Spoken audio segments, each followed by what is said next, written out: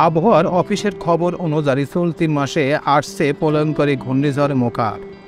আতঙ্ক ক্রমশ বাড়ছে। কয়েকদিনের মধ্যে প্রলয়ঙ্করী শক্তিতে দেশের উপকূলে আছড়ে পড়তে পারে এই প্রলয়ঙ্করী ঝড়।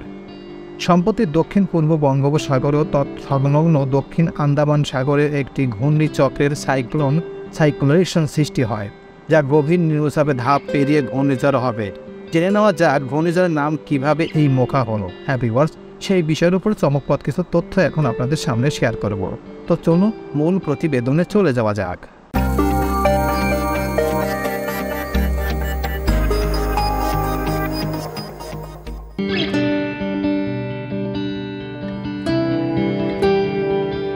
আসন্ন ঘূর্ণিঝড়ের আসল নাম কি, কিভাবে এর?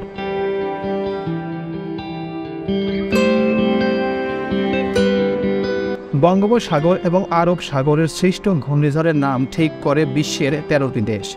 2000 সাল থেকে বিশ্ব আবহাওয়া সংস্থার অন্তর্গত ভারত, পাকিস্তান, বাংলাদেশ, মালদ্বীপ, মায়ানমার, থাইল্যান্ড, শ্রীলঙ্কা এবং ওমান ঘূর্ণিঝড়ের নাম ঠিক করে।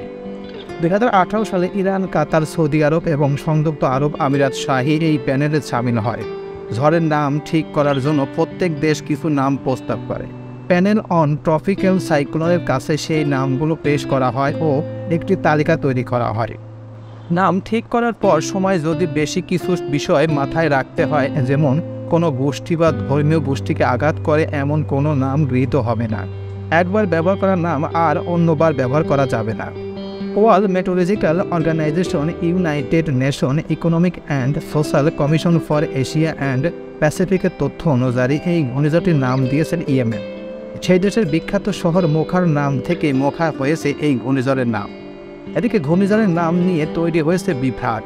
ইংরেজিতে নাম মোকা, আর এরপর থেকেই শুরু হয় আলোচনা এই বাংলার তর্জমা করলে কি দাঁড়ায়, মোসা নাকি মোকা।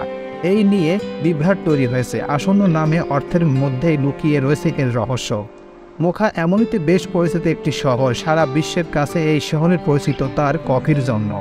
কফির উৎপাদনেও সারা বিশ্বে সরবরাহের কাজ করা হয় এই শহর থেকে। এটির নামে নামকরণ হয়েছে ঘূর্ণিঝড়ের, তাই মোকা বা মোসা নয়, শব্দটি হবে মোখা। আবহাওয়াবিদ ওমর ফারুক জানিয়েছেন, ঘূর্ণিঝড় মোখার অগ্রভাগ উপকূলে আঘাত শুরু করার সম্ভাব্য সময় 14 মে দুপুর থেকে মধ্যরাত্রির মধ্যে। মোখার উপকূল কেন্দ্র উপকূল অতিক্রম করার সম্ভাব্য সময় 14 মে দিবাগত রাত 12টা থেকে ভোর 6টা পর্যন্ত। ঘূর্ণিঝড়ের পিছনে অর্ধেক অংশ উপকূলে অতিক্রম করার সম্ভাব্য সময় 15 মে ভোর থেকে বিকেল পর্যন্ত। উপকূল ভাগে আছড়ে পড়ার সময় এর সম্ভাব্য বাতাসের সর্বোচ্চ গতিবেগ হতে পারে 160 থেকে 190 কিলোমিটার। চট্টগ্রাম, বরিশাল বিভাগের উপকূলীয় জেলাগুলো 7 থেকে 10 ফুট উচ্চতার জলোচ্ছ্বাস প্লাবিত হওয়ার সম্ভাবনা রয়েছে।